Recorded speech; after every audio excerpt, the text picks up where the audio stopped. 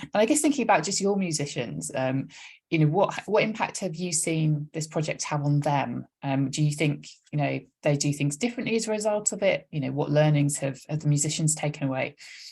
Yeah, it's been really interesting with musicians, actually, because we always strive for consistency across projects wherever possible, but this project went from being a kind of half-term, starting out, I booked them for a half-term project, and it ended up lasting 2 years.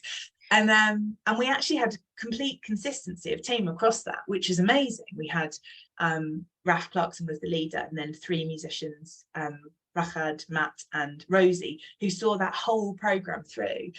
So I thought that was very important, actually, because the connections that they made with the young people, it's all about that kind of having that long-term relationship, about, yeah, building that confidence that they're going to be there and that trust. So I think that was just, I guess, a reminder of the importance of that. We did a lot of work where we tried to remove as much language as possible.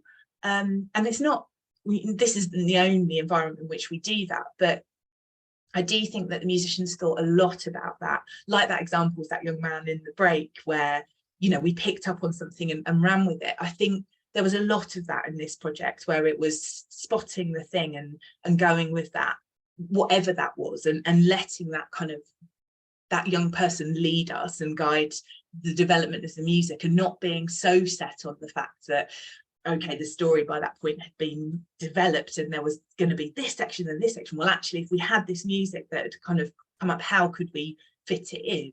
So I think that was a really interesting thing for the musician team. I also think that we asked quite a lot of them, because it started as an in-person project, relatively standard, albeit not using so much language. And then went online, and then it was them sort of giving of themselves on a screen and going away and recording things at home, and then eventually sort of coming back into in person. It was quite a lot of different things that kind of formed part of the project. But I think I think they would have learned absolutely loads from the experience. And well, we've recently kind of continued the project on, and actually it's been so interesting to see, just, this sounds ridiculous from somebody who works from an orchestra, but to see how the impact of the musicians playing together, the impact that that has had on the young people that we've been working with, it's been extraordinary. And I know it's ridiculous that I'm saying that. I do understand it's completely ridiculous. But I think sometimes we slightly take that for granted, because we work so much being creative, about giving voice, about making sure that those young people's ideas are front and centre. We do that all the time.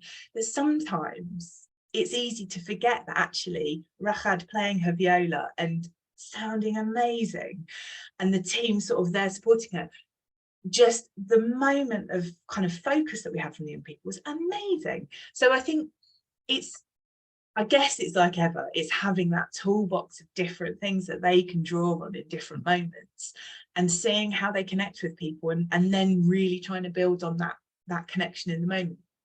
We did also ask them to take a bit of a leap, because some of the music was recorded. So we had some of the young people added their voices at home. Some of them, we did it in a recording, like a mini recording studio setup that we made, so that it was quite authentic, the final soundtrack. And, you know, we asked them to go on a journey with us, and it sounds fantastic actually in the end, but it was layering lots of different things, which is, you know, sometimes for orchestral musicians challenging.